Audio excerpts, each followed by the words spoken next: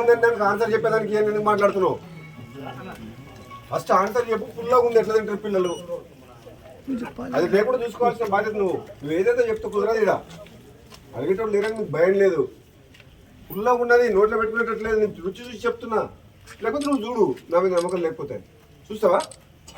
చూడు ఎంత పుల్లగా ఉన్నదంటే నువ్వు చేసి చేతులు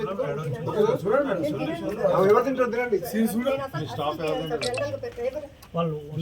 నువ్వు పని చేస్తాను టేస్ట్ చేయాలి. నువ్వు ప్రతి వంట హాస్టల్ వాడండి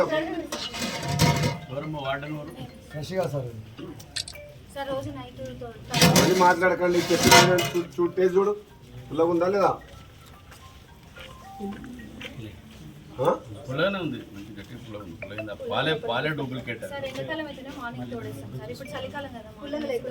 ఏం చేస్తారో పెరుగు గట్టిగా ఉండాలి, ఇట్లా ఉండొద్దు.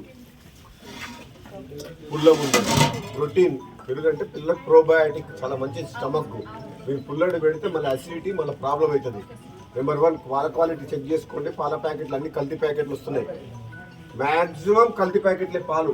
వాడు సప్లై చేసేవాడు ఎవడో కానీ మరి టెండర్ ఏం రేటుకి వేసిండో ఏమో తెలియదు. వాడు ఒరిజినల్ పాలు తీసుకున్నా కల్తీ పాలు తీసుకొస్తున్నా. పిల్లల హెల్త్కి సంబంధించిన ఇష్యూ ఇది.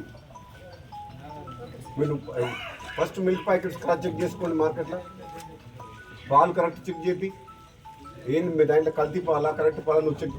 హాస్టల్ వాడని అంటే ఇన్ని ప్రతి ఐటము లోపలి పిల్లలకు కడుపులో పోతుందంటే ప్రతి ఐటెం చెక్ చేసిన తర్వాతనే కూరగాయలు కానీ ఏది కానీ అన్ని ఐటమ్స్ ఆర్గానిక్ మంచిగా ఉన్నాయా లేదా చెక్ చేసుకున్న తర్వాతనే వంట చేసి పిల్లలు పెట్టాలి.